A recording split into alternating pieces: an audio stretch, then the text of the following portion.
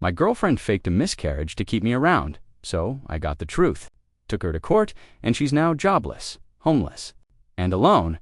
I'm a 29-year-old guy, and for a while, I really believed I'd found my forever person. Emily wasn't just beautiful. She had that kind of energy that made rooms feel warmer, lighter. We met at a mutual friend's game night, and by the end of the evening, we were sitting outside alone, talking about childhood memories and our dreams for the future, like we'd known each other for years. She told me she wanted something real. No games, no drama, just stability, loyalty, and love. And for a guy like Miscarriage who'd been cheated on and emotionally wrung out, those words were everything. I wanted to hear within a month. We were spending every weekend together. 2 months later, she brought her toothbrush over. 3 months in, she never really left. And honestly, I didn't mind. She cooked dinner when I worked late. She'd leave sticky notes on my laptop saying, "You're going to do amazing today." We talked about baby names over breakfast like it was normal. It all felt easy, almost too easy. But looking back, some things weren't so innocent. Whenever I wanted to spend time alone or go out with friends, she'd get quiet. Not angry, just quiet. She'd say things like, "I just thought you'd rather be with me," or "I'm not mad, just hurt." I started canceling plans just to avoid the guilt, and she always needed reassurance, asking if I still loved her, if I thought she was enough. At first, I saw it as vulnerability. Now, I think it was the beginning of control. Still, I told myself love was supposed to be intense, fast, deep. I ignored the knots in my stomach that formed when I missed a call from her, because love isn't supposed to feel like pressure. But I hadn't learned that yet. It didn't take long before Emily started mapping out our entire future down to the napkin colors at our someday wedding. She'd pull up Pinterest boards and say, "I can totally see us with 2 kids. Maybe a girl first, named Leela." Or she'd text me during work with apartment listings in neighborhoods I hadn't even mentioned wanting to live in. At first, it felt flattering. Who wouldn't want to be loved with that kind of certainty? But when I hesitated, even a little, the cracks started to show. One night, I told her, maybe we should take things a bit slower. She just stared at me, then said, "Why don't you love me as much as I love you?" Her voice didn't rise. She didn't yell, but the silence that followed, it was thick, like I'd just betrayed her. The next day, she was overly sweet again, baking cookies and saying, "I'm sorry I was needy. I just love you too much." That back and forth became a pattern. She started suggesting I cut back on how often I saw my friends. "Not because I don't trust you," she'd say, "but I feel safer when we're together. We're still building our bond." And when I brought up boundaries, she'd cry real tears, then hug me like I'd just threatened to leave her. It became easier to comply than to watch her break down. My best friend Aaron pulled me aside one night and said, "Man, you're disappearing. This isn't love, it's something else." I brushed him off, told him he didn't understand. But deep down, I think I knew he was right. I just didn't want to admit that the girl who loved me too much was actually making me shrink. And yet, I stayed. Because I didn't know how to leave someone who swore they couldn't live without me. It happened on a rainy Tuesday night. Emily, eyes red, voice shaking, and said the words that changed everything. "I'm pregnant." I froze. Not because I didn't care, because I did. But we weren't trying. We weren't even talking seriously about kids anymore. Still, the moment hit me like a freight train. She looked so vulnerable, clutching a crumpled tissue, whispering, "I'm scared too." I held her close and said, "Okay, we'll figure this out together." And I meant it. Within days, I was on Excel spreadsheets calculating daycare costs, pediatric visits, stroller prices. I took on extra shifts at work. I Googled best first-time dad books and bookmarked prenatal nutrition articles. I told my parents during dinner. My mom's fork paused midair. My dad's eyes narrowed. "You sure this is real?" he asked. I nodded too quickly. "It's happening. I'm not running from my responsibility." Emily basked in the moment. She'd touch her stomach often, saying things like, "You're already such a good dad, and this baby is lucky to have you." I tried to believe it. I wanted to believe it. But small cracks started forming. Every time I offered to come with her to appointments, she'd brush it off. "They're just checkups, or they're not allowing partners right now." Once, she said the doctor rescheduled because of an emergency, but wouldn't show me the email. Another time, she claimed she left the ultrasound photo in her car, and then conveniently lost it. I told myself I was being paranoid, that maybe I was just nervous, that not every woman wants to share every detail. But something didn't sit right, and once that seed of doubt got planted, it didn't stop growing. It was like walking on a minefield every day, every word, every breath. Emily's moods began shifting like the wind. One morning she'd wake me up with breakfast in bed, whispering how lucky she was to have me. That same night, she'd scream that I didn't care about her or the baby because I stayed late at work. "You say you're doing this for us," she'd yell, tears streaming down her face, "but all I see is you avoiding me." I tried reasoning with her. "Emily, I'm working overtime because diapers and doctor bills don't pay themselves." She'd cut me off. "If you loved me, you'd be here more than there." And every time I pushed back, even gently, she'd shut down, sometimes for hours, sometimes for days. I asked again if I could go with her to the next appointment. She just stared at her phone and said flatly, "They don't allow guests. Besides, I don't want to be stressed out by your energy." When I said I felt shut out, she replied coldly, "That's because you never really wanted this baby. Don't pretend now." Then came the text. I was grabbing her charger when I saw a preview on her screen from her friend Megan. It said, "You still going through with this?" My stomach dropped. When I asked about it, she snatched her phone and laughed nervously. "It's about the baby shower. Megan's being dramatic about planning stuff. Don't overthink it." But her voice cracked, and she wouldn't let me see the rest. That night, I couldn't sleep. I stared at the ceiling, thinking about all the moments I'd ignored, all the logic I'd swallowed just to keep the peace. I wasn't living my life anymore. I was living inside a script someone else had written, and somehow, I was cast as the villain. I was driving home from work when I got the call. Emily's voice was shaking so violently I could barely understand her. "It's gone," she cried. I lost the baby. I pulled over, heart pounding, barely able to breathe. She said it happened that morning that she started bleeding and rushed herself to the hospital. Alone, she told me they didn't allow anyone in, that it was over before she could even call me. I asked her why she didn't say anything sooner. "I didn't want to burden you," she whispered. "You've been so stressed already." "I couldn't bear the thought of you seeing me like that," I cried that night. I held her while she stared blankly at the wall, and I whispered, "I'm sorry I wasn't there." She didn't say anything back, just curled up tighter, like a child. And somehow, I was the one apologizing. The next few weeks were a fog. She leaned into the loss hard, refused to go back to work, spent hours scrolling through baby clothes online, only to break down sobbing. She'd say things like, "I know we'll get another chance. Maybe the timing just wasn't right."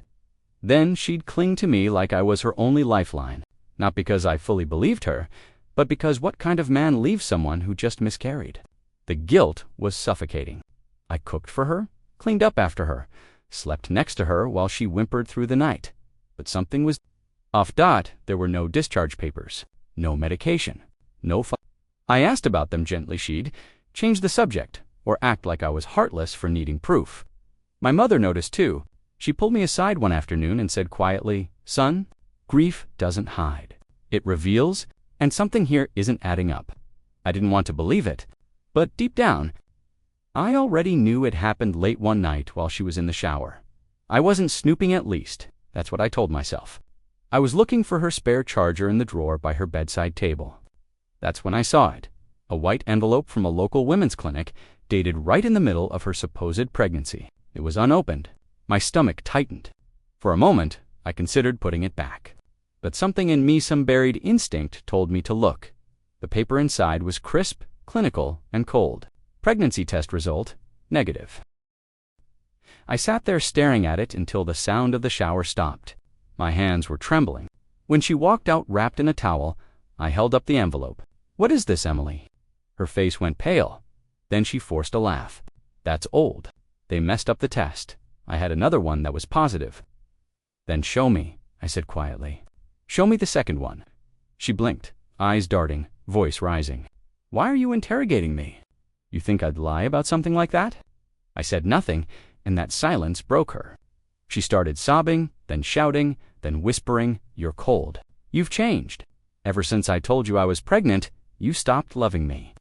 When I didn't rush to comfort her this time, she dropped her final weapon. She said, "If I ever left, She'd hurt herself. She looked straight at me, tears streaking her face, and whispered, "You'll regret it if you walk away."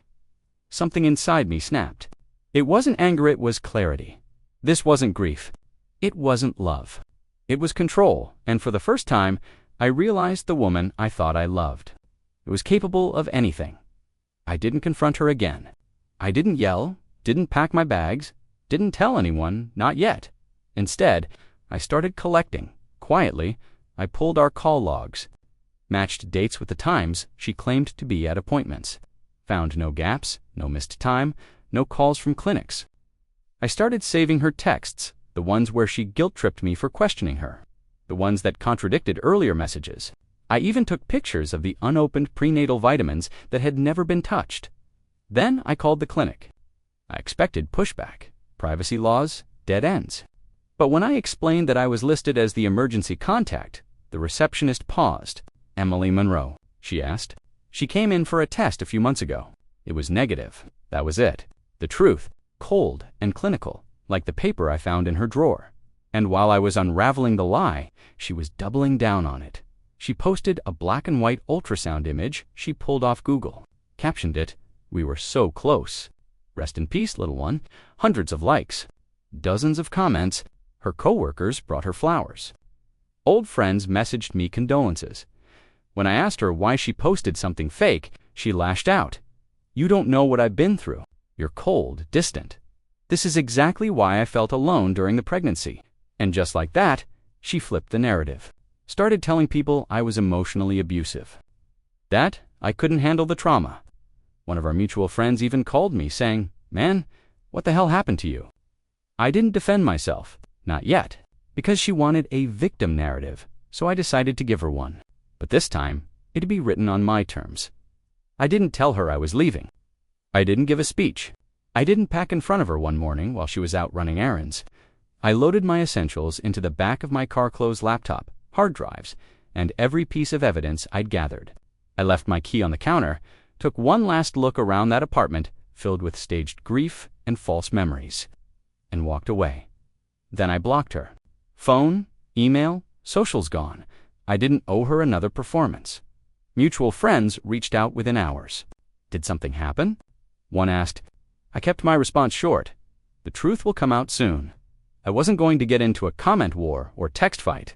I wanted to expose her, not argue with her, but Emily. She spiraled. She showed up at my work the next day, sobbing in the parking lot, begging for 5 minutes. When I didn't respond, she left a scene so loud that security had to walk her off the premises. That night, she filed a false police report, claiming I abandoned her after a traumatic miscarriage and left her mentally unstable. I felt a cold panic I hadn't felt in months. This wasn't just emotional warfare anymore. She was escalating. I called Jordan, a friend of mine who's a lawyer. He listened carefully, then said, "You have more than enough for a restraining order. But don't go nuclear just yet. Let her hang herself a little more." So I documented everything, screenshots, the fake posts, voicemail threats. We prepared a full defamation case. People around her started noticing things didn't add up, why her due date kept changing, why she had no hospital bills, no proof of care. Her mask started slipping, and I just watched it crack, piece by piece. Emily wasn't done, not even close. After I moved out, she went into full scorched earth mode. She fabricated screenshots, texts that looked like I told her to get rid of it, or mocked her grief. She sent them to mutual friends, coworkers, even my boss. I tried to stay calm, but the damage moved faster than I could respond. Then it hit home. HR pulled me into a meeting. They said there were serious allegations regarding emotional abuse and abandonment. I was placed on unpaid suspension while they investigated. No warning, no due process, just a pit opening in my chest. I sat in my dark apartment that night, lights off, blinds drawn. My phone buzzed with calls I didn't answer, messages I couldn't bear to read. One voicemail was from my dad. "I don't know what's true anymore, son. I raised you better than this." That one broke me.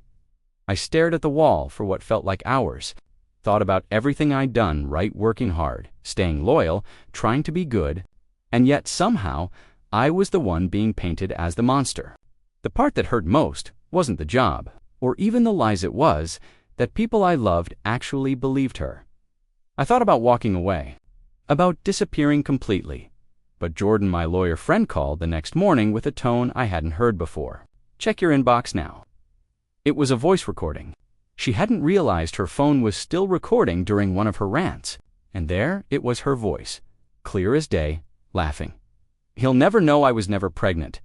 Idiot still thinks he lost a baby." I sat up straight. My blood ran hot, not with rage, but with clarity. That was it. My lowest point had come and gone. Now it was time to burn the whole lie down. The courtroom was colder than I expected. Not physically it had the sterile silence of a place where truth and lies go to war. Emily sat across from me in a gray blazer, hair pulled back, trying to look fragile and composed. But her eyes wouldn't meet mine.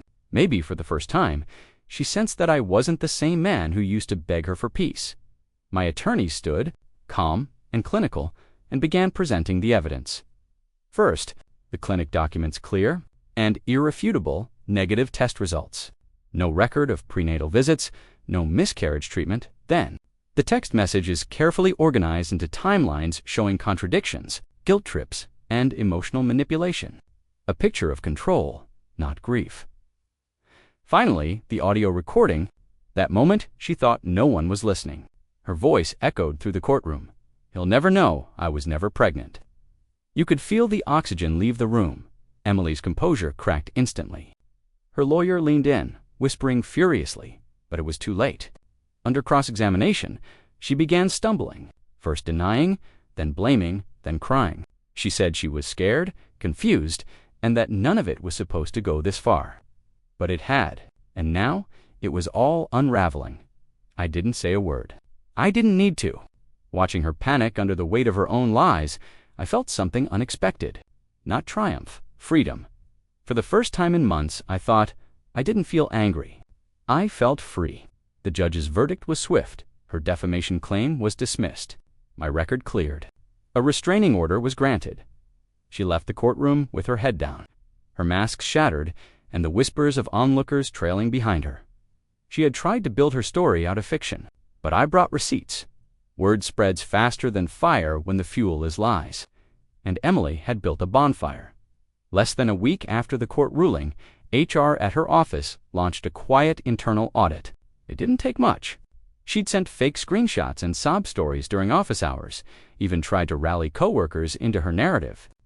Once the truth came out, they didn't even wait for her to show up. They emailed her a termination letter and changed the locks on her account. 2 days later, her landlord filed for eviction. Turns out, she'd been missing rent payments while living like a martyr online. She tried to claim mental health discrimination, but the receipts again told another story. Friends started peeling away. The ones who once posted "Stay strong." Babe, under her miscarriage tribute, went silent. Some deleted their comments. A few even messaged me, "Apologies," and Emily. She did what manipulators do best. She pivoted. Her Instagram filled with vague captions. Healing isn't linear. Some people can't handle broken women. I forgive you, even if you never said sorry. But no one was biting anymore. The sympathy dried up. The spotlight dimmed. Meanwhile, I stayed quiet. No petty posts. No told you so comments. I spent my days in therapy, in quiet phone calls with my mom, in rebuilding bridges I thought I'd burned. My job reinstated me with an official apology. A promotion even followed a few weeks later. But the best part? Peace. I wasn't obsessed with proving anything anymore. I didn't need to drag her through the mud. She'd already buried herself in it. Her downfall didn't come because I fought back with fire. It came because I let the truth speak for me. And the truth was louder than any lie she ever told. A year can pass in the blink of an eye, or it can stretch long enough to rebuild a life. 12 months later, I'm living in a different city. Smaller place. Quieter pace. My apartment has tall windows that catch the morning light, and a second-hand coffee table. I built myself something steady, something mine. I work at a stable firm now. Nothing flashy, but honest. I show up, do good work, and sleep at night without a knot in my chest. I'm dating again slowly, carefully. Her name is Alyssa. She's calm, kind. She never makes me prove I'm enough. And maybe that's why I trust her. I've been in therapy long enough to finally say this out loud. What Emily did to me wasn't just manipulation. It was emotional abuse. It left bruises no one could see, but ones I still feel when I pass a certain perfume in a store or hear someone use the word forever too easily last week. I got an email from Emily. The subject line was just, "I'm sorry." She wrote that she wasn't herself, that she was going through a lot, and hoped I could forgive her someday. I didn't open it. I didn't need to. Some stories don't deserve sequels. Today, I walked to the ocean. There's a spot on the rocks where the tide crashes hard, loud enough to drown everything else out. I stood there barefoot, waves curling around my ankles, and whispered something I'd waited a year to say. She used a fake life to control me. But I built a real one to escape her. And in that silence, no drama, no revenge. Just breath, wind, and water. I realized something.